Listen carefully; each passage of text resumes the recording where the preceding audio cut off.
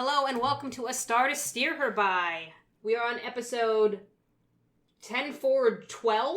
Woo! And if you remember our 10 forwards, what we often do when we wrap a series or are just into doing a new thing is we have a fanfic day. And this fanfic day is special because it marks our roughly 3rd anniversary. Woo!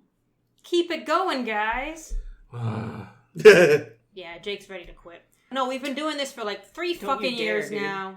And it hasn't stopped yet. We just finished TNG. And to celebrate these TNG episodes, we've written fanfics about them. Woo. And we're going to read them.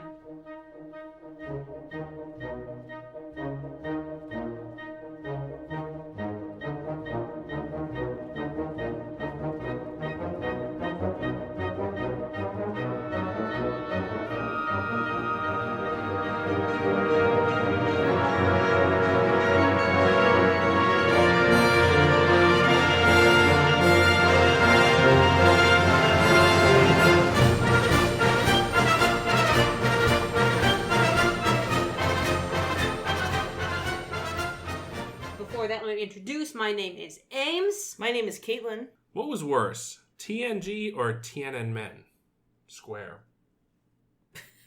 It's hard to choose. That was Jake, and this is Chris. Jake is punchy today, and I don't know why. He's a special boy. Yeah, so you'll remember... He's a special boy. Several weeks, months ago. When did we announce this? I don't know. 10 centuries in the past. There's no pattern to when we announced that we're doing the thing. But we pulled names out of hats. We chose a bunch of our random TNG characters, and then from those selected which ones we wanted to put into special fanfics to read for you all in celebration of finishing TNG and the TNG movies. They've already turned off the recording at this point. Let me explain as soon as they heard fanfic, they were skipping to Mark Maron. Mark Maron. What the listeners will have missed, however, is that we played a couple games of Down and Out, which is just a dice game, to determine the order that we're going to go in this episode. From Milton Bradley. I don't think it's Milton Bradley. No, I don't think it is either. I don't know. Parker? It is made by In Adult Games. Magnif makes it. The fuck? Oh, I think it's Maginif. Is it Maginif? It's Magnif. Maginif. Cool. It's an old game. And it was fun. But it's an adult game, which makes it sound racy. We actually played Strip In and Out. Mm-hmm. I'm the one who had to take off the most clothing. I know. So I have to go first. Terribly at Down and Out. So Caitlin, take it away. I'm wearing a thimble. Take it all off and take it away. I had to snort Guinan. Damn it, Jake. Okay. So I wrote a fan fiction, and fans of the show will be impressed to know that I started my fan fiction like 72 hours before it was due. I'm so proud of you, Caitlin. Instead of 5 minutes before. I don't think it will show because I'm not talented, but... You're very mean to yourself. That's fine. I appreciate it. And I have titled it also. Part of starting early was that I come up with a title. And I have to admit that I came up with the title and what it would be, and then kind of built the whole thing around it. So basically, this is all built to be a shitty punchline. So I apologize. It's called the Pulaski Maneuver. Cool. And who are your picks? Pulaski. Shocking. I know. Didn't see that one coming. And Leah Brahms. Nice. Ladies' night. Ladies' night. Okay. For a second, I thought you were going to do a spit take, and I was like getting ready to dodge. Not do a spit take on the mic. There's too much electronics around. Well, an unintentional one. I didn't think it was going to be on purpose. Like, you were just going to... Chris's projectile vomits. Chris has decided that, fuck this podcast. Wow, Chris, how could you? Okay. I hate it. Thanks, I hate it. Okay. She wasn't exactly what you would call a blonde bombshell, but she was no granny either. You could see from her bright eyes and sarcastic smile that she almost certainly broke her share of hearts in her heyday. One of those hearts was the subject of her interest for the evening. Don't get the wrong idea, it's not Leah Brahms. And she had dressed to the part. Oh, that would have been better, Ames! Fuck! Her black syntho silk dress fit just right. Parenthetical, just as the slaughter of animals was largely a thing of the past thanks to replicators, they had long ago given up raising silkworms just for soft, shiny fabric.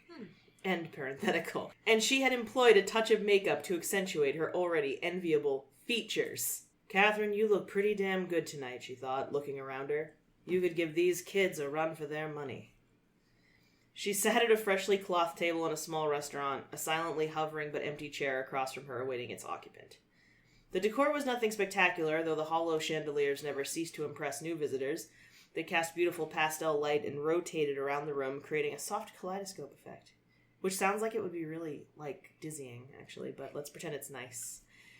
It's like a disco ball. She had chosen the spot not just because it was one of her favorites, but also because she knew the lighting would give her that Vaseline on a camera lens look. And tonight could be an important night. She doesn't know what TV is. Catherine was pulled from her thoughts and hopes for the evening by a familiar voice calling to her from across the room. She saw a handsome, dark-skinned man approaching, with shocking, bright blue eyes. His dress gave him away as a Starfleet officer, yellow for engineering. He looked familiar, but she couldn't quite place him. "Dr. Pulaski! Imagine running into you here!" exclaimed Geordi, leaning down to embrace the former CMO of the Enterprise warmly. "It's so wonderful to see you. How have you been? How's the on-planet life?" "Geordi! How nice to see you," said Pulaski, remembering at last as she returned his hug stiffly. She was not really a hugging person. "Things have been well as they can be, trying to teach advanced medical courses to students who would rather be adventuring on a starship already. Not as exciting as my time on board the Enterprise, but when Starfleet Academy calls, you answer. You finally took my advice and got the implants. I almost didn't recognize you." "Oh, right, you haven't seen me out of the visor," he grinned. He decided to skip telling her about the time he grew new, fully functional eyes. Pulaski wasn't the type to believe in something so far-fetched. "But say, have you heard the news? Deanna and Will are finally tying the knot." A wry smile crossed Pulaski's face, and she shook her head. "No, I hadn't heard. I think my invitation must have been lost in the mail. Burn. Though it's interesting you ask, I'm meeting Kyle Riker here a little later." Most people might have seen that as a tactful way to end a conversation. But Geordi wasn't most people, and though he was one of the best in terms of engineering, tactful he was not. Geordi grinned wide and made sure to log this information away to tease Will. He'd heard rumors that Pulaski and Kyle... Oh, that paragraph doesn't work well, sorry. He had heard rumors that Pulaski and Kyle Riker had been intimate friends, and he knew Will had heard the same. He could almost see his face now. "Say, I'm actually meeting someone for a drink here, too," Geordi offered. "Remember Leah Brahms?" "Of course I do," Pulaski replied. "Anyone worth their salt here in Starfleet knows Dr. Brahms. But why is she meeting you for a drink?" Pulaski tried to keep her question on the right side of rude. But after the infamously embarrassing first encounter between Geordi and Leah, she couldn't think of any reason beyond fatalistic female politeness that would have brought the two of them together in such an intimate fashion. "Well, I'm sure you know we became great friends after meeting on the Enterprise," said Geordi, settling into the chair across from Pulaski to continue their conversation. "I didn't realize that, no," said Pulaski, taking a long sip from her water and wishing it was something stronger. "Fancy that." "Well, yeah, we've run into each other at a few conferences, exchanged a few subspace communications, mostly when there have been changes made to how I'm running the Enterprise, but they've always been very friendly exchanges," said Geordi, who Pulaski was beginning to think was definitely confusing politeness and mutual friendly interest. "I see," said Pulaski. "It's nice that the two of you are able to continue as colleagues and work together with such a rapport." "I thought so too," said Geordi seriously. "And I know she's married, so I have no expectations, obviously, but I'm hoping to ask her tonight if she'd like to go to the Troy Riker wedding as my date." "As your date?" Pulaski choked on her water. "Surely you can't be serious." "I am serious," said Geordi. "And don't call me Shirley." No, is that in there? Yeah, of course it is. Oh, no. He grinned, but his smile faltered when Pulaski didn't respond in kind. "More of a friend date, really, not a date. Pulaski fell silent for a moment, holding Geordi's gaze with a hard stare, before sighing and taking another sip from her near-empty glass. "It sounds to me like you're in need of a very serious medical intervention," Pulaski muttered, serving Geordi some serious side-eye. "What? I don't even feel unwell. How could you determine I need medical attention after what I just..." "Trust me, you need it," Pulaski said flatly. It's a procedure I created and perfected. In lay terms, it's called the Pulaski maneuver. It's used for extraction. Extraction? Interrupted Geordie. My God, you think I need to have an organ removed because I suggested... I never said an organ would need to be removed, Mr. LaForge, said Pulaski. What needs, in fact, to be removed is your head from your ass. Are you really suggesting that after your incredibly unprofessional run-in with Dr. Brahms, on board the Enterprise, you would actually have the unimaginable gall to ask her to be your date to a wedding? Listen, you don't really know what you're talking about here, said Geordie gently, like you might with a child mid-tantrum. Leah and I had a good laugh about it after all was said and done, and besides...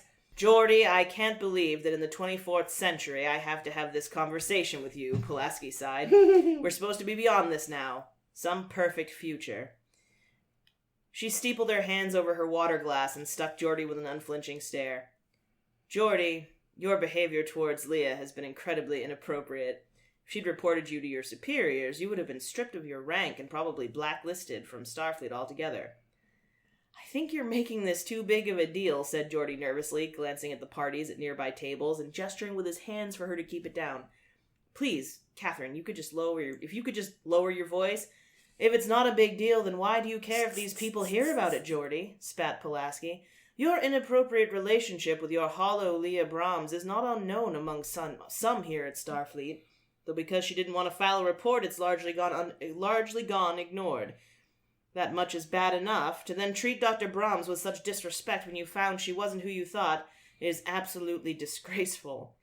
The diners at nearby tables were looking around, trying to not seem obvious and listening to the quickly escalating, friendly conversation.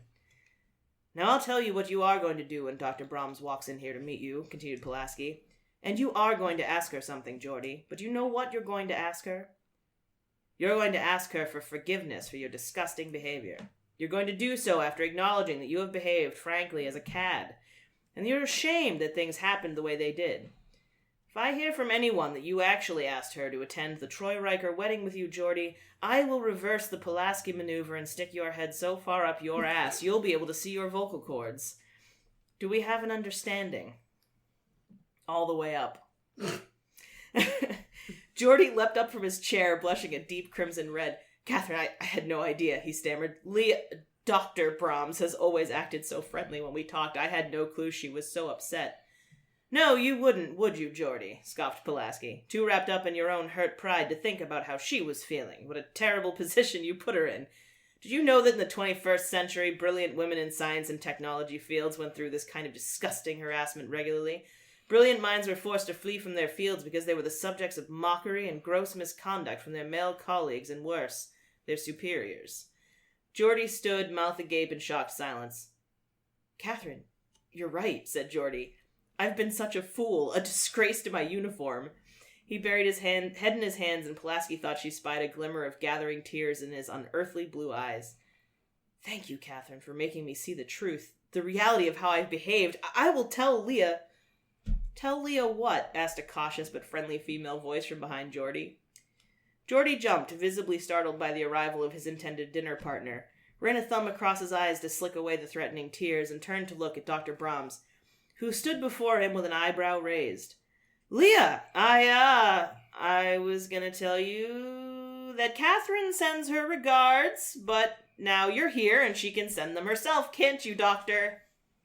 He turned back to Pulaski, eyes pleading for her to not rat him out. Pulaski cleared her throat and straightened her shoulders, shooting Geordie one last quick glare before turning her attention to Leah and smiling. Dr. Brahms, wonderful to see you. How are your husband and the children? They're doing well, thank you, said Leah warmly, crossing to Catherine and greeting her with a quick kiss on each cheek.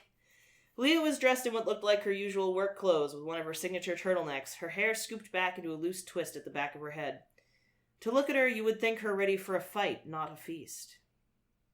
Always lovely to run into you. Geordie, did you still want to grab that drink? Geordie looked at the two women and saw them as both wearing battle armor. One for love, one for war. He smiled. I would like that, Leah, if you're willing. I would really like to talk to you about something important. I realize what an ass I've been, and I owe you an apology. Can we find a quiet table to talk? Leah looked shocked, and Pulaski looked smug. Another successful use of the Pulaski maneuver. Now, if only Geordie could keep his head on his shoulders and not up his... well... She would give him the benefit of the doubt. For now. "You two enjoy. It seems like you have a lot to talk about," said Pulaski, craning her neck to see around them. It was then that she spotted Kyle Riker walking into the bar and smiled. As tall and as handsome as ever, she thought, a smile curving half of her mouth. "Besides, my visitors just arrived. Go on, you two, before you make yourselves a nuisance." She gestured as if to hurry them along and then smiled and waved at Kyle. He saw her, smile, and started on his way over. As Geordie and Leah walked across the room to find a quiet spot, Geordie overheard Kyle say, "Catherine, did you hear about Will? He and Deanna are to be married, and I wanted to ask, would you be willing to join me as my guest for the blessed event?" Geordie hid a smile. He knew the conversation he was about to have with Leah would be unpleasant at best, but at least he had some serious dirt to throw at Will next time he saw him. But he realized he'd learned something more valuable than romantic gossip that day, and he vowed silently to be a better man for it. That's my fanfic. Fuck yeah! I like it. Pulaski, ever the badass. It'll be an excuse to post that never forget Pulaski fucked Riker's dad art, which I do not apparently have on my phone. What? So I must have it on a computer, because I know I saw it recently. So this was definitely, where did they get married? Nemesis? Yeah. Yeah. So, I think you, Ames, mentioned that, Yeah. they were gonna make Leah his date, and I was like, what the fuck? Yeah, bad choice. Someone- I like that you have her still married, too. Yeah, of course. She's married. And, Why, is and she what- not? Is she not married? Geordie No. hasn't murdered her husband yet. Yeah, exactly. Oh, well, right. So, Pulaski rocks, Geordie sucks, Leah's a victim. I wanted Geordie to finally get fucking dressed down for being such a creep. Good. No, he So, deserves it. Leah doesn't really get to factor that much into my fic. She's one of the characters, but... But she's the driving force. And it was... Just like ever, she's a plot point for Geordie's personal development. Oh, fuck. Why'd you have to say that? Ouch. You're right, though. That sucks. Oh, well. Well, that just makes it more like real Star Trek. Good for me.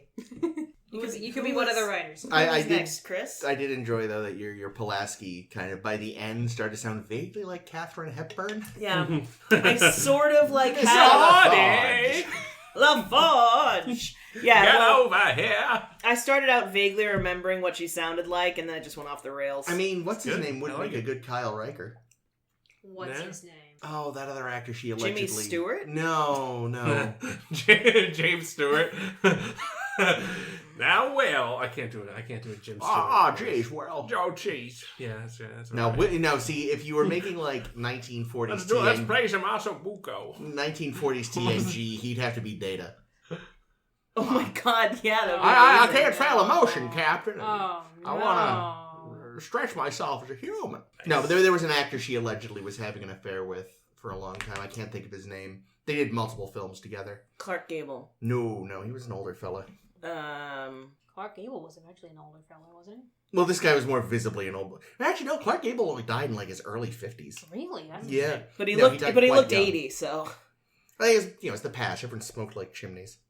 Well, good work, Caitlin. Cool. Very good. thanks. Yes, very good, Kayla. yeah, it wasn't so science fiction-y, but I just No. No, That's it's good. That's it's a good story. It's a good, yeah, because I know you like character stuff, so those are some good That's character a good character. drives. Thanks, guys.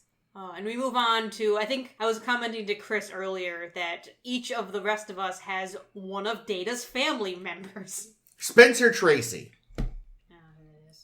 Is he in your fanfic? Actually, he kind of looks like, in this picture anyway, he looks like the guy from Up. Up, Yeah, and Spencer away. Tracy, Data's nephew. Wait, who does Chris have that's Data relative? Well, let's ask Chris. Yes, so I had Rasmussen Mm. and Lal. Oh, I also threw in some guest characters. nice. Oh dear. Oh no, is Mark Twain back? I was tempted, but no. Ah, oh. This is called Special Delivery. Ooh, sexy. Well, Doc, here we are, the pilot said, a low rumble filling the cockpit as various thrusters fired to bring the ship to what amounted to a stop in the frictionless vacuum of space. He turned to face his passenger, his idiot ponytail almost snagging on some of the flotsam he wore on his ridiculous vest. Oh no. Oh, yes. Looks like we beat your contact, though. Oh, that I very much doubt, Captain, the lanky passenger replied, standing and leaning towards the comms panel. He punched a few keys, and with a moment the sensor panel was alive with warning. What the? The captain's eyes darted around his panels. A ship is decloaking. Doc, what's going on? I don't want to get mixed up in anything unsavory. Don't worry, my dear captain. My friend isn't unsavory. Merely cautious. He said that, but being honest, he'd never actually met the owner of the ship that was, for lack of a better term, wavering into view. It was a simple, silvery affair, all sleek curves and a few decorative swirls in the hull. It wasn't the kind of vessel that was supposed to inspire awe or fear, to make people back away and tremble, and also not so high-end as to inspire envy. A ship easy to lose in a crowded space dock or port. This is the erstwhile hailing civilian yacht, the captain said, interrupting the doctor's thoughts. Repeat, this is the erstwhile Captain Akona speaking. Please respond. Yes, came a somewhat croaking voice over the speakers. This is the steward. Is Dr. Isaacson with you? I'm here, yes, the passenger called. Good. Handle anything remaining with your pilot and prepare to beam over. A small beat. You have it, then. I'd not be here otherwise. Good lad. Steward out. Several years in the 24th century had still not entirely gotten Rasmussen used to the sensation of transporting. He'd remembered the theory of teleporters getting real traction in his time, with early and promising tests with photons and such, but even then it was assumed they wouldn't be considered safe for more than cargo for at least a century after their introduction. From what he'd learned, however, it didn't take long for some mad Starfleet captain to find an excuse to hurtle himself through space with one of the things. He had been told by the denizens of the time that you adapted eventually. He wasn't sure. To Rasmussen, it started as a tingle, like when his arm or leg would fall asleep, only over and within every inch of his body. And for a split second, he was aware of his entire being in a way he normally wasn't, possibly because the sensation was so all-consuming. And even that second was so overwhelming that he felt his brain might shut down from the overstimulation of feedback. Not that his feeling was apparently universal. Some people thought it was a pleasant, warm feeling. He read the memoirs of a Starfleet physician named McCoy who said it was simultaneously itchy and ticklish, while making him feel weightless for a few spare seconds until reassembly made him feel sure, for just a moment, that his hair alone was heavy enough to crush his whole body. Either way, for every little convenience and luxury and delight the future held, Rasmussen could have thoroughly done without transporters. He glanced around and found he had materialized on a simple three-pad affair. He was in the middle, his simple baggage to his left and his delivery to his right. Before him was the control panel and, presumably, the person who had operated it. Well, person according to everything Rasmussen had read about his host. If someone said he was from a race of potato people, he'd not be entirely surprised. Professor Soong, Rasmussen said with a broad grin, stepping off the pad and extending a hand. What a joy to finally meet you in person. Yes, likewise, Doctor. The old man paused. Is it Isaacson or Rasmussen? Yes, safe to use my real name now. And hello, Dr. Rasmussen. The old man's eyes darted to the case on the transporter pad. So, was it difficult to get? Oh, probably. Rasmussen winked. I wouldn't know. What does that mean?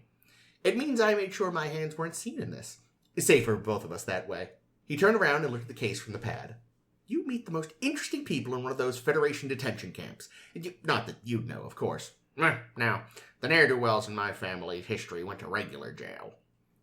He gestured to Rasmussen and walked away from the transporter controls. There was no separate room like on larger ships. Rasmussen was standing right in the midst of a large space that was filled with various tables laden with a variety of electronic clutter. Off to one side, however, was a smallish bar with a grinning man standing at it. Refreshment before we get to it, Doctor? Soong offered. Walsh here is an excellent bartender. What's your pleasure? Sumerian sunset, jipper, mint julep? Chipper. I've developed a taste for Saurian brandy, if you have any of that. Right away, sir, chirped Walsh, spinning quickly to the collection of bottles behind him. He was soon slowly pouring from one of the distinctive curved bottles into the traditional corkscrew glass. Professor, is he? An android, yes. A very basic model, though, nothing like my son's. Why make a machine that wants to be more when you just want it to make your dinner and tidy up, Your drink, Doctor. Thank you. He waited while Walsh assembled some green concoction for Soong. He smiled, and the men clinked glasses. To the Soong positronic brain. Yes. Hopefully those Starfleet scientists didn't make a mess of it. Soong took a pull from his drink. So if you didn't get it, who did? A lovely woman I met at the camp. Actually, the one who got us out, too. She done up this brilliant con where she had the natives of some backwater convinced she was some ancient god or demon or something they'd made a deal with for a millennium of prosperity or some such. But then Starfleet got involved and blew her cover. My old friend was her captor, no less. He gets around. Still, no offense to you, but no one I'd rather have keeping an eye on my boy. Soong took another drink. So, where's your compatriot now? She's not going to show up separately asking for pay, is she? Because whatever you offered her is coming out of your share of the latinum. Oh, she wouldn't know how to find you, and she thinks I'm dead. Huh? I staged an attack at our rendezvous point. I was disintegrated by some pirates when she handed over the package. A lot of people are getting involved. Oh, don't worry, you and the real contents of my package never came up. They thought I was smuggling narcotics to Risa. Nothing special. I assume they're awake by now. Huh? Oh, the idiot leader had this bizarre loyalty device implanted in all his crew and himself. It was easy enough to figure out how to mimic the signal of his controller. They were all having a nice nap when I met up with Captain Nakona and beamed away. I set their ship to head for Romulan space. Hopefully they came to before crossing the neutral zone. I suppose you left a bomb or something behind with Akona. No, he was a gormless kid. Told him I was shipping some rare Tholian biological samples to be studied by a Federation scientist. The fare was nothing, already paid. Rasmussen took another drink. So, shall we to work? A table was cleared for the case. Rasmussen punched a code into a pad on the front, and a hiss escaped the box as its lid opened. Inside, perched neatly inside black padding, was what appeared at first glance to be a human woman's head. Soong reached inside with trembling fingers and extracted it, revealing the metal joint and various connectors that were at the bottom of the neck. Its black hair was badly mussed and fell oddly around its face. "Hello, Lau," Soong whispered. "I'm your grandfather." Aww. He carefully slotted the head into a socket resting on top of the table. He fiddled around underneath the hair, and suddenly the entire top of her head came away, taking most of her hair with it. He spent a moment just admiring the silver skull underneath, tracing his fingers over a few connectors and the tiny, currently unlit status bulbs that were scattered across it. "From what I read, there was a complete cascade failure," Rasmussen said after the pause had begun to become uncomfortable. "So is there really anything that can be done?" Maybe. Just maybe." Soong looked up. "You see, my boy, well, he's brilliant. But even he doesn't have quite all my knowledge on positronic brains. And some of the work involved is, well, I hate to say this, but it's not an exact science. Some of it is just intuition. And for all that I can do, that's something that's just not programmable." "Well then, won't know until we try. May I assist?" Thank you, yes." After that, there was very little talking for the next several hours, save for Soong asking for a tool or directing Rasmussen to make some connection or replace some doohickey. Walsh would occasionally putter over with water before heading back to the bar to vacantly stare into the middle distance. Nice. While he had been very convincing at first, Rasmussen had to admit that the bartender was, indeed, an inferior model. Right. Soong suddenly straightened up, or at least became as straight as his ancient bowed back would allow. "That should do it. I'm afraid her memory might not be intact, though." He gently placed the top of the head back into place, and a barely audible click sounded from somewhere. He gently patted down her hair as a very subtle movement started under the eyelids. He crouched down, bringing his face close to hers. Come on. I've worked with enough androids in my time. You can do it." "You know, it's funny," Rasmussen said, wandering around behind Soong and casually picking up flotsam from tables. "I've been reading a lot of things since I've been freed. Catching up on 200 or so years of history and technology. Yes, I'm sure it's been terribly edifying." Soong's tone made it plain he did not care about whatever his guest was going on about. "And Starfleet, well, they are rather bad at keeping things locked down." "Well, my boy did take over their flagship pretty easy." "I managed to get into some very interesting records, even some reports that went to Starfleet Command." The android's eyes began to slowly flutter open. "That's it. Hello," Soong whispered. "There was even one related to the time Data took over the Enterprise. Do you know why he did it?" "Of course!" Soong stood up rather surprisingly quickly, considering all his movements up until that point. "I'm the one that contacted him. It activated a subroutine in both him and his brother." "His brother who killed you?"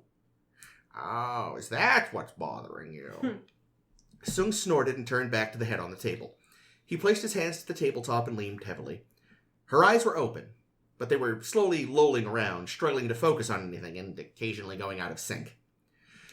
"Yes, well, there's a simple explanation for that." "Which is?" Noonien Soong is dead." Rasmussen let out a shocked gasp as, in that exact moment, a pair of powerful arms wrapped around him, squeezed tight, and lifted him off the ground. He kicked uselessly at the legs of his attacker as Soong moved towards him, a hand going for his pocket. "You know, had you just not bothered being so nosy, I would have paid you and sent you on your way." His hand emerged, a hypospray gripped in it. "Ah, well." He pressed the tip to the protesting Rasmussen's neck, and the doctor quickly went limp. Walsh lowered him to the floor, where he began to snore quietly. What shall I do with him, sir? Escape pod. Soong's voice had taken on an entirely new quality. Then send a signal to the nearest Federation starbase where to find their fugitive.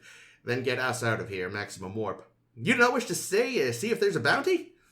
Not worth risking myself, Walsh. He tugged on one of his hands, and the skin suddenly went very slack, slipping off like a glove to reveal a much smoother one underneath. I'm probably more wanted than him. He walked over to the table as he removed his other false hand. He then reached up and pulled off the white wig he wore, revealing a crop of short, dark hair. He turned back to Walsh, grinning broadly through the false face he still wore. Besides, this girl's going to be worth so much more to me than whatever piddling reward Starfleet might have on offer for such a non-offender as him. Where? Came a voice from the table. There was a slight hum and click under it, betraying the electronic nature. Something that were to be fixed eventually. Ah! Good evening, my dear, Soongs said, turning back to her and crouching.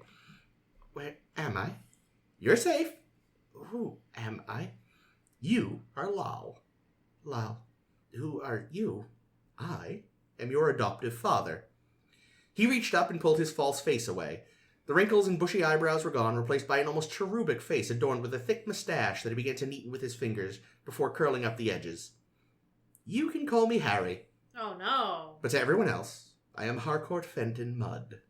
Mudd rose and looked down to where Walsh was dragging away the unconscious Rasmussen.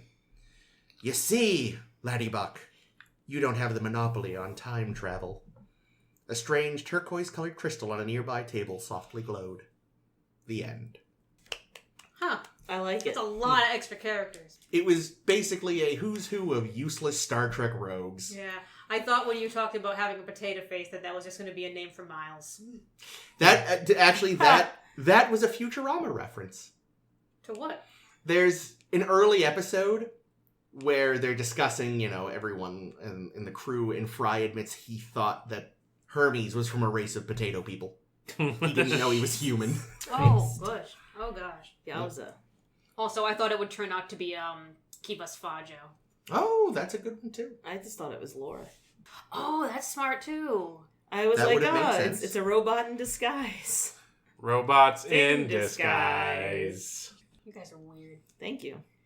Yep, no, Harry Mudd. That was fun. I really liked it. Interesting Yeah, that's choice. funny. And he has a history with androids, too. So. Yep. Oh, that is a good point. I was going to say, how would he know how to fix Lal? But he's seen lots of androids. From the inside. I hope that's Ooh. not why he has Lal. Oh, No. no. Good. No. No, he's gonna sell her to some miners. No, he's going to sick her on all the... What's his wife's name? Stellas. Stellas? The Stellas, Yeah. yeah. Well, Lal so is there's- his new bodyguard against the Stellas. Well, because there were the Stellas and all that. And then there's in Discovery, of course. In the short trek, there's the Mudds. That's true. There's a bunch Jippers of on a mods. beach. Um, Damn it, I should have known when there were jippers. What else? Stuart was the name of his little bug friend. Oh, and disco. Walsh was the fake name he used You're right. first at the time we ever met him. Yep. Wow, look at you. I liked it a lot. I liked hearing Okana. I liked hearing reference to Ardra. That Yeah. was cool. And your Soong impression was really good. That was a good song. I Thank liked you. it. Yeah. Speaking of Chris's Soong impression, Right. Chris apparently entirely forgot I did, I'm sorry. that I have the monopoly on Soong. I forgot he was actually one of your pulls. Yes. And I'm like my accent is going to be very different because I've written a very, very different song. A very sensual, sexy song. Oh, no. Can we get wrinkly. Can we get Billy West in here? It's a very sensual, sexy song. Delicate. Very excited.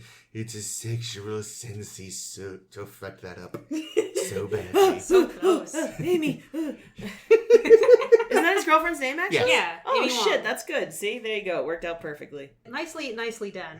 Yeah, so I have the next story to read. Mine is probably, I'm almost certain, the longest. Wow, rude. How many words? Oh, wow, mine was just shy of 2,100. I shortened it earlier to 2851, so it's gonna be a longie. So Shortened it from what? 8,000. yes, it 700. was Small novel. basically. So She's got the original manuscript. I right have there. the original manuscript because as I was Ooh, thinking well, of, I have a crush on him now, too, seeing that picture. yeah, young, sexy song. This is the song from The Dream. The Dream in what's the name of it? Birthright. Birthright. That's the one. Yeah, so the Soong from Birthright is pictured on the book that I just bought of the Cold Equation series. The book is The Persistence of Memory, because when I was looking into some Soong stuff, and I was like, oh man, I have this great idea for if Soong was actually in the emotion chip, and when you upload the emotion chip to B4, Soong springs up, and he's the new one there. Ooh. And then it turns out that's very close to some of the stuff that happens in this novel. And I'm like, well, fuck my life. So I bought the novel just to read it later, and now I'm thoroughly enjoying what a sweetie pie Soong is. Wait, wasn't Soong in the emotion chip my thing? Yeah, that's why I was thinking about putting it in my story, because Jake has this great theory that the emotion chip was secretly Soong's personality that he meant to put in Data, but then Lore took it instead and fucked it up. He graves it up. Yep. I think we got into that in detail in the one that has the second appearance of Hugh and all that. Descent? Yeah, there we go. Yeah, that's right. If you'd like to go back and listen to that episode. And read Jake's theory. Yeah, there's also an article on our blog about it. Oh, that too. I also don't remember what the hell I called the episode the Descents were in. Whatever the wrap of season 6 was. Yeah. Oh, was it a star to steer into? I think Justice ended up naming that. They good did memory. drive into a star in that episode. That's very true. Sorry, go on. So instead of doing that original idea using Jake's sort of theory into my short story, I did a new thing, the title of which is Life-Sized Dolls. Uh-oh. And my random picks were Dr. Noonien, often wrong, Soong, and Commander Sela. And also while researching, I got very, very infuriated, because apparently in 2 of the episodes that Noonien Soong was in, his name is spelled 2 different fucking ways. Wow. It's either E-N or A-N, and it's in 2 different readouts on screens when they have it up, and I'm infuriated by the inconsistency. Oh man, they need that script supervisor. I always thought it was E-N, so... Memory Alpha says A-N. Oh yeah, I thought it was Ian also. Yeah. Sorry, I didn't mean to cut you off. Oh, that's okay. Yeah, no, I'm saying A-N because it's what I saw in Memory Alpha. On Memory Alpha, it says A-N, but then someone at the bottom says, such and such novel incorrectly spells it A-N, when it's definitely E-N, because the most recent of the times it appeared on screen, it was E-N. So Ames had that man killed. I guess he's dead now. it looks like Khan is Khan Noonien with an E-N. Sing. So yeah, maybe they made him Noonien with an A just for the... Or maybe they're inconsistent and no one knows what they're doing. That's the more likely scenario. That's the most likely, yes. Alright, so strap in, because I got a lot to say. Strap in, strap on, go pegging. Life-sized dolls. Computer holographic program Soong B9, she said. Commander Sela articulated her words clearly, each one efficient, sharp, direct, very Romulan. She paced her ready room back and forth, back again, and when she turned once more, the soft, human features of Dr. Noonien Soong met hers. The computer program not only made him look entirely real, but allowed him to act just like the real thing. Whoever you are, you must have found the B9 unit. As young as he'd programmed himself to appear at the time, his face was serene to the point of smugness, a crooked smirk ever at his lips as he spoke the introductory statement he had written himself to rattle off. I programmed this holographic interface to answer any questions you might have. I am Dr. Noonien Soong. I created... Let's fast forward this, shall we? She cut him off. I am Commander Sela of the Romulan warbird Goraxis. He absorbed his surroundings quickly and then watched the Romulan commander before him almost incredulously. Ever thinking, he was evaluating his situation from the start and what it might mean even if he was just a hologram. Sela knew this and was already tiring of it. Dr. Soong, she continued, shark eyes piercing him. Do you know why you're here? My best guess would be you found the information module in the B9 unit. How we got into Romulan hands, of course, I can only surmise. A pale-skinned android, the B9 unit, sat lifeless on the couch opposite them in the stark room. Powered down, it appeared much like a sad piece of furniture, mostly human in aspect, aside from some unnatural skin and eye coloring. The information module had been stowed safely away in its positronic brain when the android was disassembled, so that anyone who found the unit in the future may hear of its purpose, celebrate the brilliant doctor's legacy, and keep the memory of Dr. Soong alive, if one could call it that. In Romulan hands, however, the program could be distorted, tainted, abused. The possibilities for malfeasance were endless. Sela smirked and walked around the mysteriously handsome automaton, which stared with yellow eyes into the middle distance, seeing nothing, unresponsive. She stroked her hand along its shoulders in a manner partly flirtatious and partly dangerous. A very simple android, barely worthy of your later talents, she crooned. A first draft, he admitted, though I'm glad to hear I evidently improved. How long? Don't you worry about that. We need something from you. Well, he shrugged. It's nice to be needed. Sela grimaced. You say that every time, Doctor. A predictable program, she said through clenched teeth. Soongs settled into a chair and looked down at the facsimiles of hands his real-life self had programmed how many years ago. They looked real enough, could hold objects, gesticulate succinctly. They could touch. For a moment, Sela could mistake the hologram for an actual being considering his own existence, but she knew better than that. She moved away from the android and lowered herself ominously into her chair behind her desk. We are asking for your expertise to create Romulan androids. We've been studying your B9 unit, your early draft, as you say. But even this model is beyond the skills of our engineers, and so we come to you. The next best thing to the mind that invented the positronic brain is a very close-to-life representation of the mind that invented the positronic brain. Soongs scoffed and wrung his hands together. My, that certainly sounds like a Romulan scheme to me.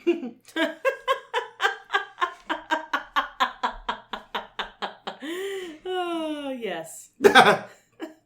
I'm sorry, but I will not help you people. You can torture me all you like because, he shrugged, I'm not real. But Doctor, we've been through this before, many times now. You think this is the first time we've started your darling little program? How many? He asked, keeping his gaze on her. Evidently not enough. But each time you cave, and each time you give us a little more information for building a Soong-type android, you just can't help yourself. Is this just some plot against the Federation? He asked. I understand your distrust of us, Doctor, but we can get beyond that. Of course, I could just close down your program and start again, but I believe I know you well enough to predict that you will help us. Soongs stood up and turned his back on the blonde Romulan to face his old creation. The holographic scientist mimicked taking a despondent sigh as he computed his response. To what end, Commander? He turned and stared into her eyes. I told you, B9 is incomplete. Do you really want a bunch of glorified calculators who look like you? Sela could not contain her mischievous smirk.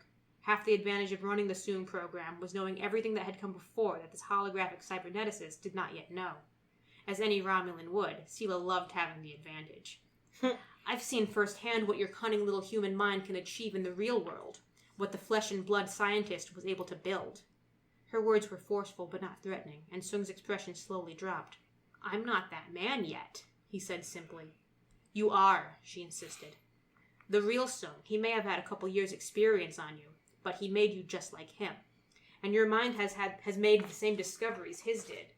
In time, the only difference between the two of you will be that you exist in an information module, while he is dead and forgotten. Small price for immortality, I suppose, he mused flippantly. Doctor, you've already improved upon the B9 unit. See for yourself.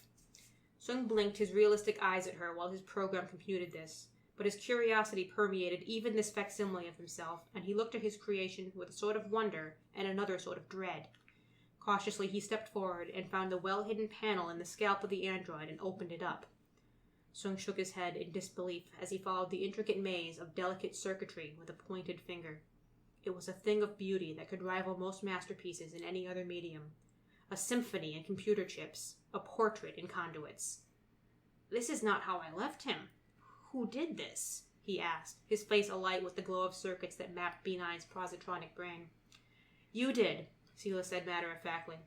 It's outside the area of my expertise, and none of our scientists have been able to comprehend the cybernetics.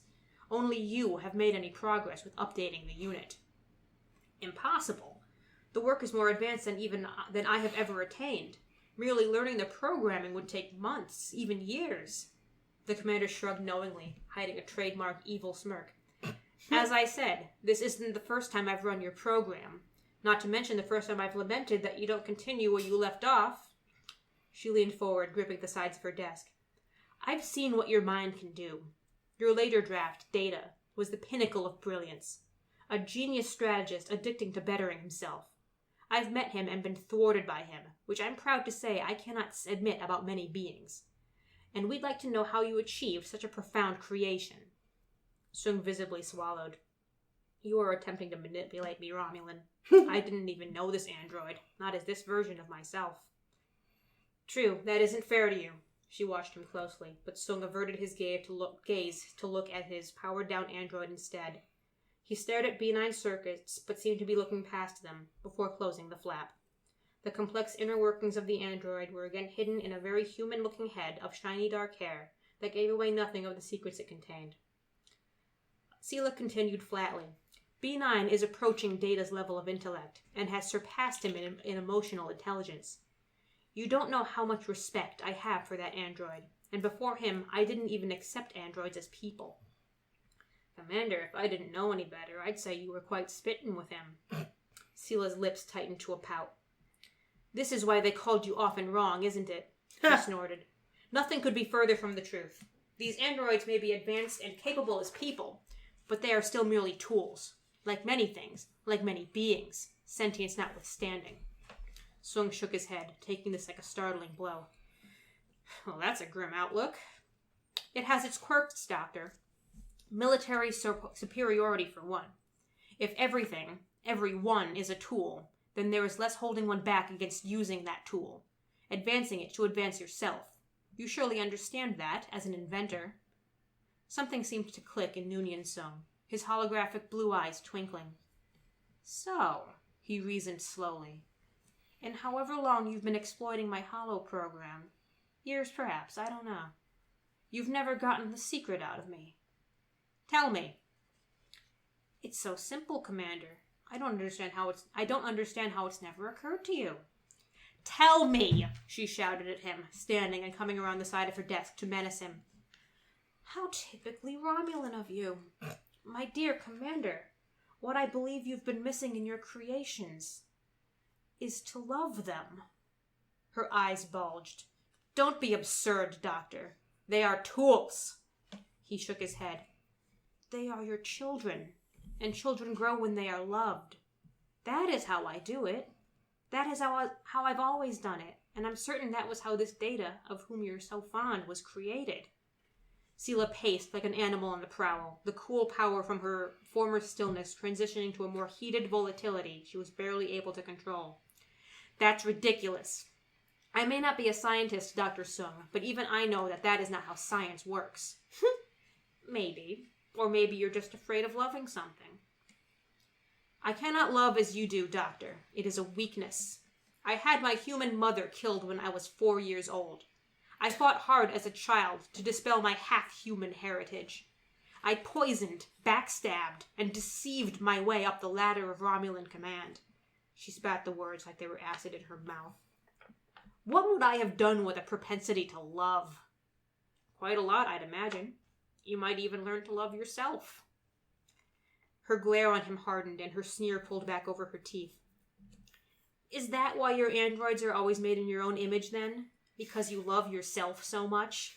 Because you're an egomaniac? You know, I hear that a lot. He laughed, which was proving a most successful strategy in combating the vexed Romulan. There's something wrong with this face?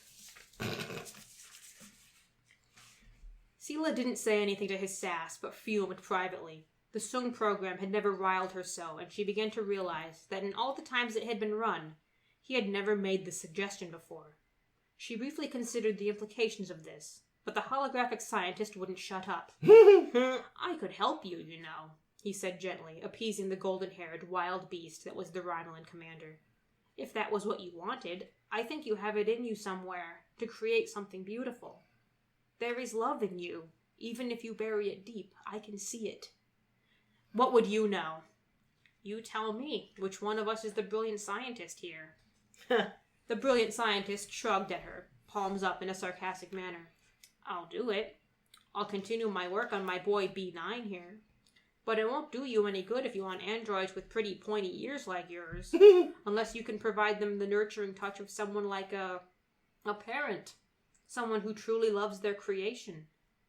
Now, whom have you ever loved? That's irrelevant. Oh, that's where you're wrong, Missy.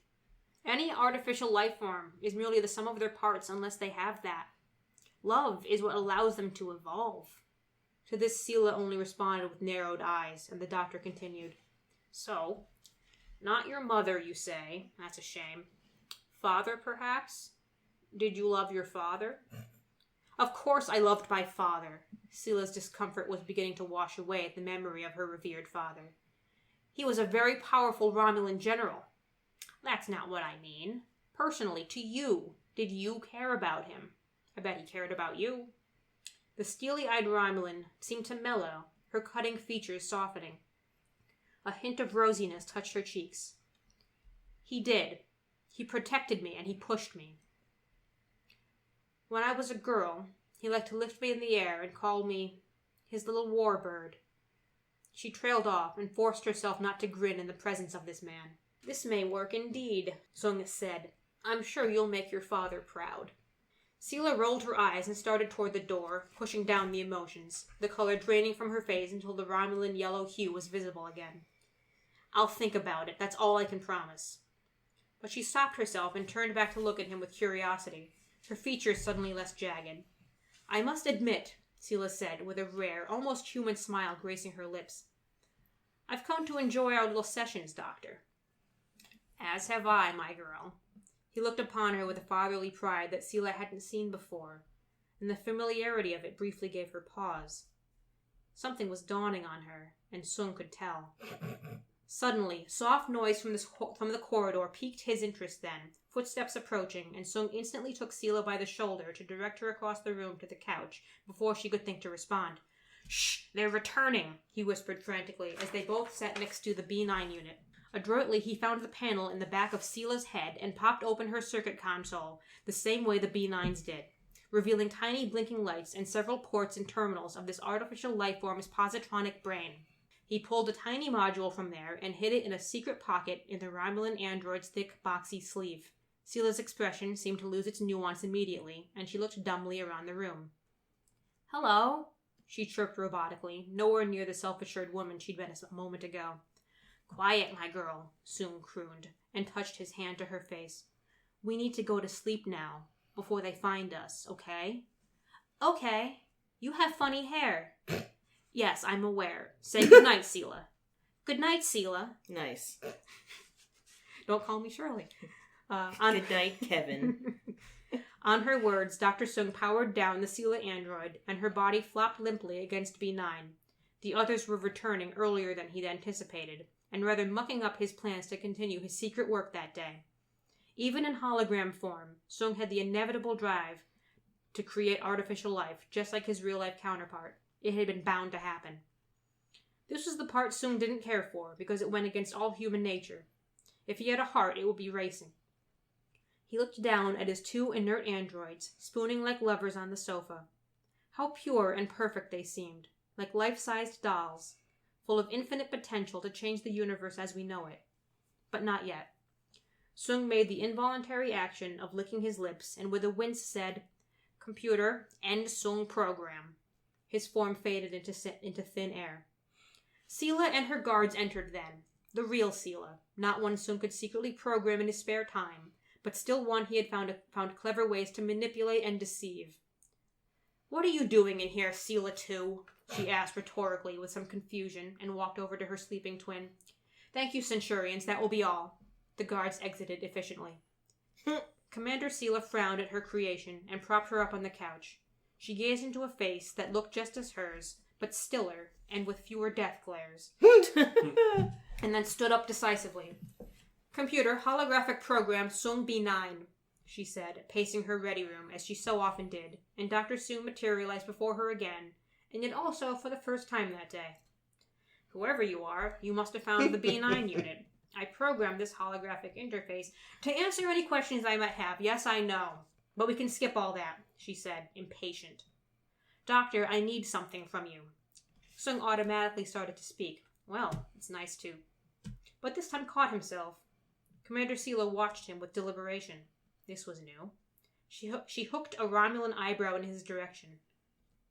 I am Dr. Noonien Soong, he continued, with a decisive glimmer in his eyes. I believe I have a lot I can show you. Nice. Da-da-da-da-da-da. I love it. Thank Twist. Nice twist. I liked the twist. It's a good twist. Very good twist. That shifty fucker. Mm-hmm. Every version of Soong is a shifty fucker. Including and especially the holographic ones. Mm. You know, I really liked that. Thank you.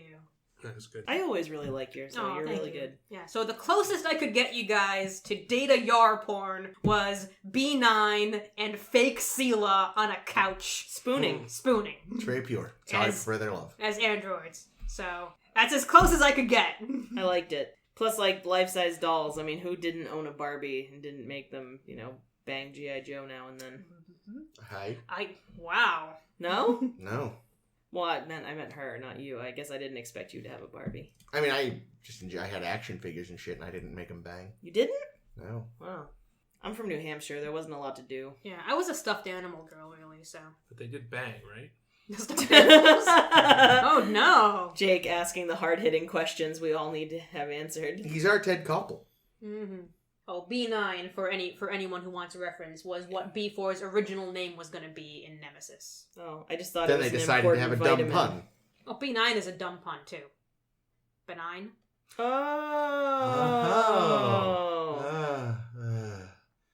Oh. Sex Lexia. Yeah. Nice. All right, Jake. One left. Jake us out, bro. Well, Jake it out. All right, so you'll recall that my characters were also data-related people. or Is data Soong leader. in yours as well? Let's find out. A Soong is in mine. Damn. I didn't get the fucking memo on all the Soongs. Well, when we drew ours, we all picked Data's fucking family, and you didn't get any of Data's family Yeah, you in got your screwed. draw. No, but now I just feel like I could have had Soong, just do like a Just walk drive-by in. slapping of Jordy and then walk away.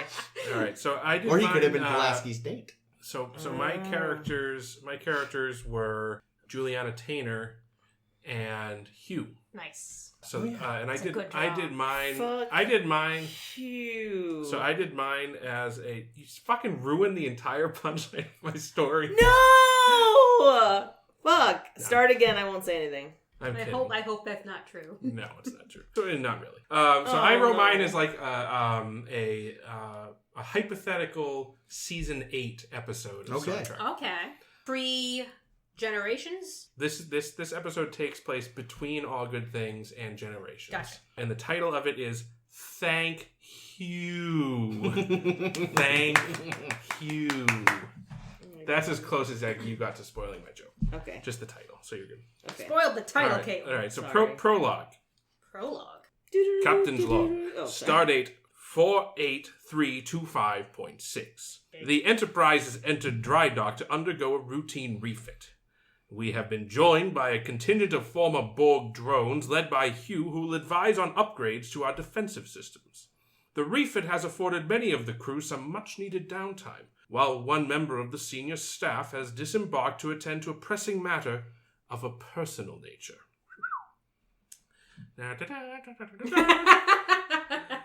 Thank you for coming so quickly.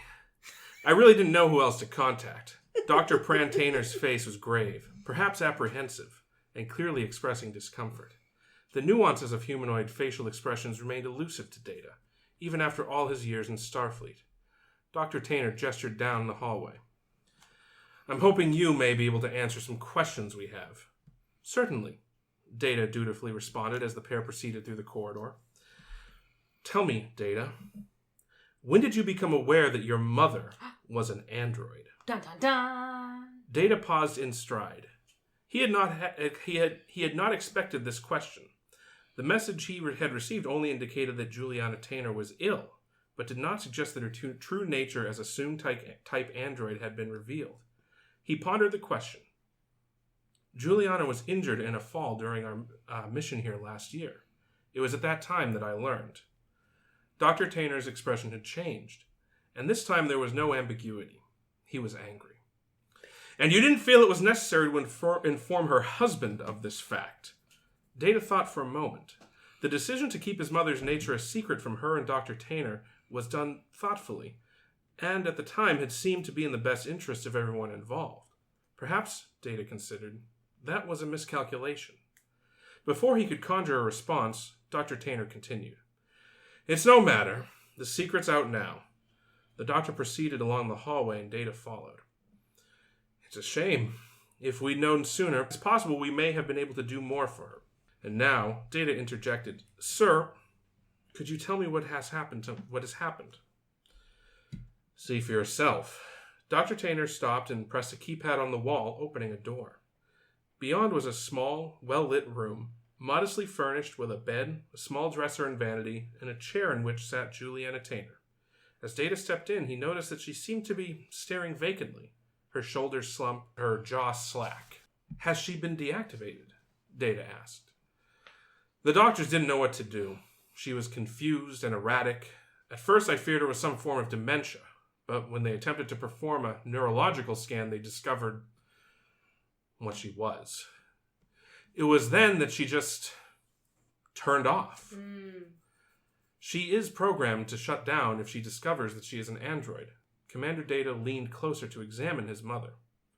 She appears undamaged. Curious what could have triggered the failsafe subroutine. Curious indeed, grumbled Dr. Tainer. The Atreyan let out a deep sigh. Look, Commander, whether she's an android or not, she's still my wife. If there's anyone who could do something for her, it would be you. I will try, Doctor. Data reached his arm around the back of his mother's neck. In an instant, she awoke. At first, she appeared frightened and confused, her eyes scanning the room wildly. But when her gaze met Data's, she calmed immediately, and a smile crept across her face. Data, she said warmly. Data turned the corners of his mouth up by 11 degrees. An angle he had determined would suggest a calm and loving recognition. That's great. It is good to see you, Mother. Did you send a message that you were coming? If I'd known you were visiting, I would have... Dr. Tainer excitedly stepped forward, shoving past Data. Juliana! You're awake! Pran? What's going on? Going on. Suddenly her neck twisted rapidly to the left. Going on. Going on. On. She jerked her neck several more times, then froze. What happened? The mortified Dr. Tainer asked. Data had observed similar behavior once in a Soong-type android. Her failsafe engaged again. Dr. Tainer, I am afraid the facilities on Atreya will be insufficient to diagnose the cause of the malfunction. Malfunction, muttered Dr. Tainer. I must return with Juliana to my laboratory on the Enterprise. A sullen disposition overcame Pram Tainer. Of course. Data, I know you'll do everything possible for her. Data nodded. Scene 1. Impossible, scoffed Lieutenant Worf. That was good. The Borg opposite him replied dryly, I assure you, Mr. Worf, with these modifications, explosive yield will be considerably increased. Our estimates suggest that an improvement of up to 23% is possible. Your estimates, Worf muttered dismissively. Worf, just let him try it, Geordi LaForge pleaded. What's the worst that can happen? Commander, when we agreed to allow these Borg access to our tactical systems, it was with the understanding that they would serve an advisory role. And they will. Commander LaForge had learned that a gentle reassurance tended to work best when dealing with an angry Klingon. The captain has ordered that any modifications recommended by the former Borg will be thoroughly reviewed by the senior staff before being implemented. Worf grunted in what could only be an acknowledgement and walked away. Hugh watched him as he left engineering. Geordi, I believe the lieutenant is angry with me. It's nothing personal, Hugh. Worf is just a little uneasy with anyone going near the tactical systems. But he'll come around. He just needs to learn to trust you as I have. Now, let's see what we can do with the rotating shield. Bridge to LaForge, the voice of Commander Riker cut in. Geordi pressed his comm badge. Go ahead, Commander. We just received word that Data's shuttle will be arriving momentarily, and he's requested that you meet him in his lab. Acknowledged. Geordi tapped his badge again to end the call. Hugh, the shield modifications can wait. Scene 2. There was no doubting what had caused the malfunction. Data had seen it before. The positronic brain is a remarkable feat of engineering, but ever so complex and ever so fragile. It only takes one pathway among billions to destabilize, and by then it's too late. Surrounding pathways attempt to compensate and become unstable themselves. The failures spread across the neural network like a fire consuming a forest. It was only her failsafe program which managed to stave off the inevitable, But once reactivated, the cascade would continue at an ever-accelerating rate. Data couldn't be sure how long she would survive, let alone be lucid. "I'm sorry, Data," Geordi lamented, reading the scans.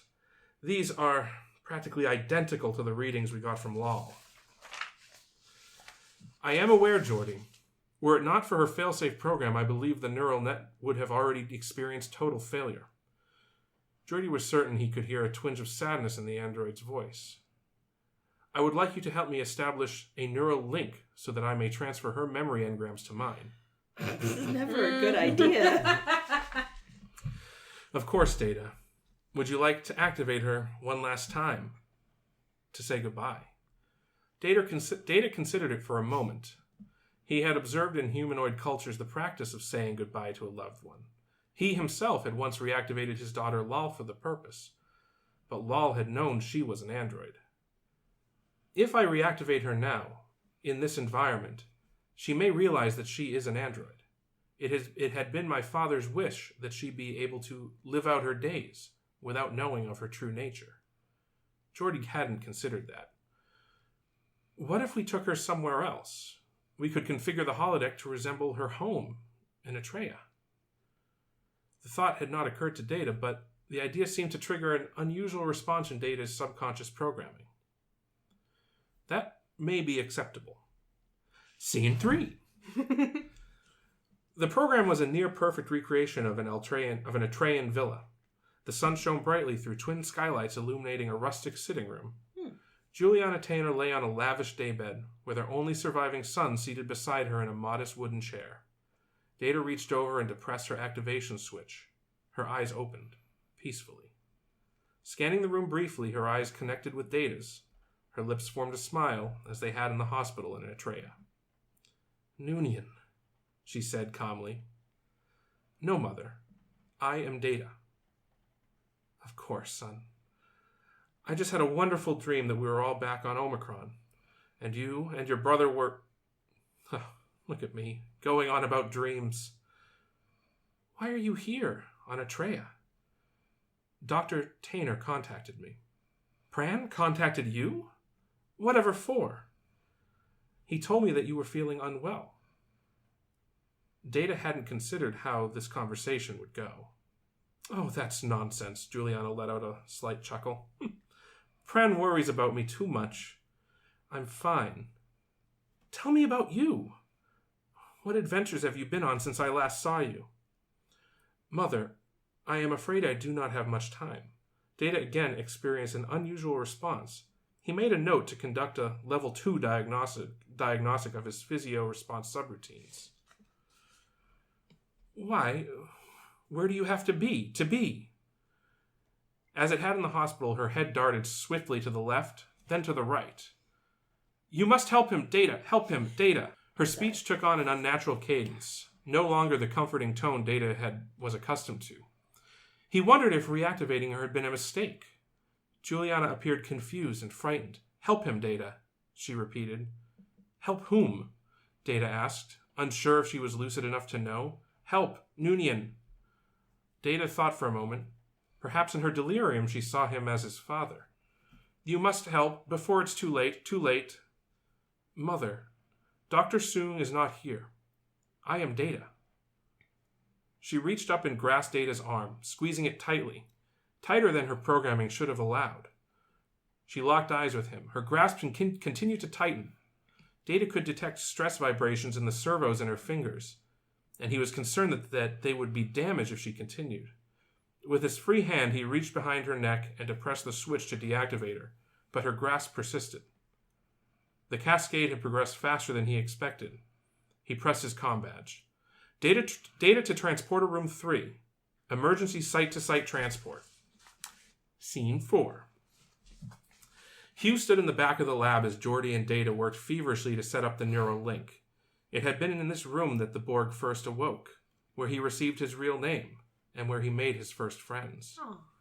In many ways, Hugh mused, this was the room in which he became who he was.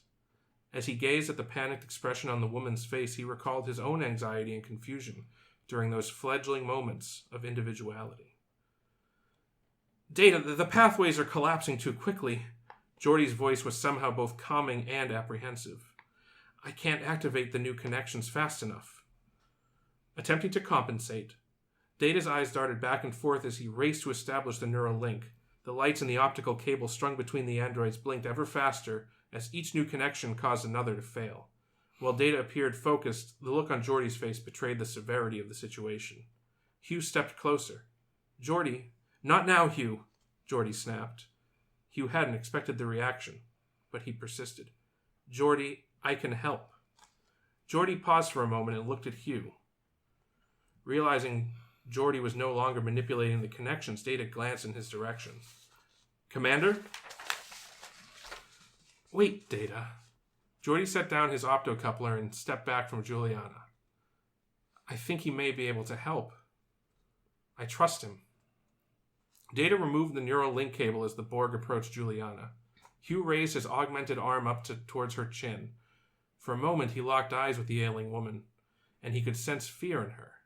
It was a fear he was all too familiar with, a fear he had seen hundreds of millions of times in the collective, a fear he had hoped to never see again. 2 tubes emerged from Hugh's wrist and contacted Juliana's neck. Reacting as if by instinct, Data reached over and pulled the Borg away. But it was too late. Juliana's eyes shut and her shoulders slumped. Confused, Hugh stared at Data, unsure what he had done wrong. For a moment, all was still. Suddenly, one of the panels began to chirp, and new data began to roll across the screen. Geordie looked at it. Hang on, Data, something's happening. Data released Hugh and went to the panel. The neural pathways are reestablishing on their own. It appears as though the Borg nanoprobes are repairing the damaged positronic connections. Data? The voice was that of Juliana Tainer. Mother, Data was yet again unable to identify the errant sensation. Data, I know what I am, what your father did for me. Oh. What you did for me. She turned to face Hugh. And also what you did for me. I am Hugh. Data is my friend. Epilogue. Captain's log, supplemental.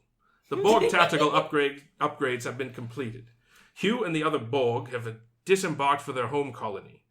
Data informs me that his mother is expected to make a complete recovery and will experience no negative effects from the Borg nanoprobes. Data glanced up from his canvas and observed his mother. Her hand manipulated the brush rapidly, no longer encumbered by the restrictive programming his father had placed on her to appear more human. May I see, Mother? Not just yet, Data. I'm nearly done. Juliana went again to her palette and briskly mixed a muddy gray color.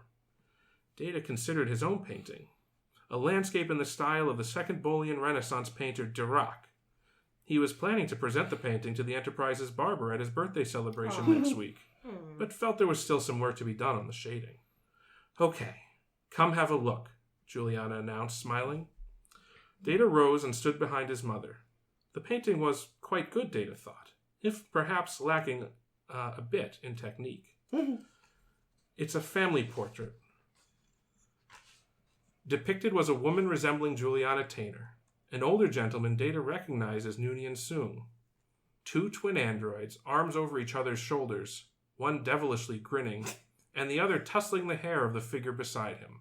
A pale young boy, dressed in all black, smiling up at his big brother.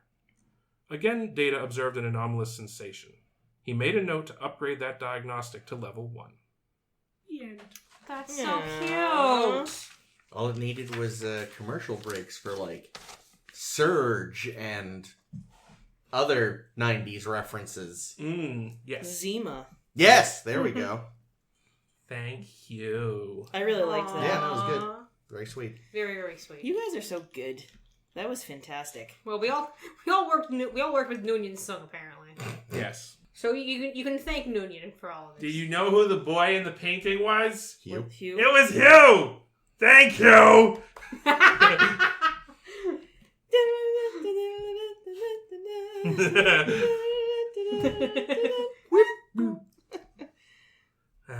That was fun. Yeah, it's good. It's good, Yeah, good these are always stories, fun. all. So what's up next for us, Jake? Caitlin. I thought it was Jake. No, this is his last one. That's what we decided? Yeah, last week. Oh, I entirely misinterpreted that. Yeah, no. I thought we were throwing Jake to the wolves. No, we said last week this, and then we throw him that's a to the terrible wolves. idea. Why would we do that? You know what?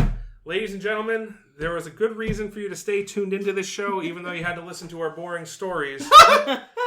Because you're gonna get yourselves a treat. Uh-oh. Well, folks, that just about does it. I mean, I guess we've covered all 100 and however many episodes. 79? 4 stupid movies, and we've done our own fan fiction, and we are here. We have reached the end, the bitter, bitter end of Star Trek: The Next Generation. Never will we speak of it again. I don't know. I'm going to finish this book. So. Oh, well, we might talk about it from time to time. Aren't 2 TNG actors in DS9 fairly regularly? Nope. But yeah, that's They're where we they're are. DS9 actors, Chris. And Keiko doesn't count. Yeah, I was going to say. So that means that next week we'll be jumping right into the next Star Trek series, Star Trek Deep Space. No? I refuse! What? Oh my god, there's some brown coats have just broken down the door. It's Captain Malcolm McDowell. Reynolds. Malcolm Reynolds. What's going on, Malcolm McDowell? Well, I'm Malcolm McDowell, and I'm captain of the TNG Serenity. It's actually just Serenity. We don't put a Z because we like the Eurythmics. That joke will be explained further next week. I think it's 2 weeks. And that joke will be explored further in 2 weeks. So I'm Nathan Phillip, and I'm here to tell you that us, my friends at A Star to Steer Her By podcast about Star Trek are going to be taking a little break. So get your pants on and get ready to strap on a big bit of Serenity, because they're covering Firefly. That's right. You heard it here, folks. The next several weeks of this podcast will be covering Firefly. Hey, Nathan. Can you let Jake explain it? Oh, yeah. Because I can't understand your yeah, voice. of course. Actually, I can do you one better. Let me have my friend Inara explain it for you. Hi, this is Inara. I play the character of the companion on Firefly. You're acting too much. Act less. Hi, I'm Inara. I play the part of the companion on Firefly, and You look good. yeah, and the your friends at A Star to Steer Her By will be taking a brief break from Star Trek to talk about Firefly, the short-lived Fox television series that aired in 2002 on Fox And television. a movie, I hear. Does that mean Disney owns it now? Probably, Does but that it's mean okay. Is Inara a Disney princess? You betcha, I am. All right, back to you, Jake. Okay, Jake. Sound like Bobcat Gold Oh boy. Okay, yeah. So that Chris is gagging. Yeah, Chris is dead. Don't kill Chris. All right, so yeah, so that's right. Thank you, folks, for joining us. We'll see you next week when we cover Star Trek Nope. Firefly, The Next Generation, Yep. Episode 1 Deep Space Firefly. and 2. Yeah. We'll be covering Do you know what both Serenity Yep. and The Blowjob. Yeah. The train job, actually.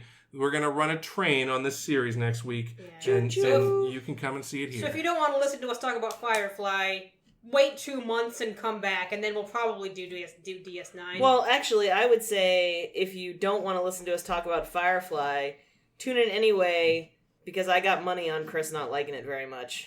Wow. So that's coming up next time on A Star to Steer Her By, a Firefly podcast for the next few months. Whoa. 2 months. It'll be quick. It'll be quick. It died very fast. We'll pull it off like the Band-Aid it is. This Firefly had a windshield and crumpled. Yes, something burst through the windshield. Ooh, too soon. That's a reference for Firefly How fans. dare you! Ah. I got a funny story about that when we get to it. Okay, anyway, thank you for joining us. This has been my last outro. Thank God you're thinking right now. Yes. All of us are thinking that. So, starting next week, somebody else will be doing the outros, and they are much better than me. This has been Jake. This has been Chris. This has been Ames. And this is always Caitlin. Find us on Facebook, Twitter, Tumblr, SSHB Podcast, SSHBpodcast.com. You can download us on Google, iTunes, and also on our home on the web, SoundCloud.com. Catch you later. It's Apple Podcasts. Fuck you. Fuck you.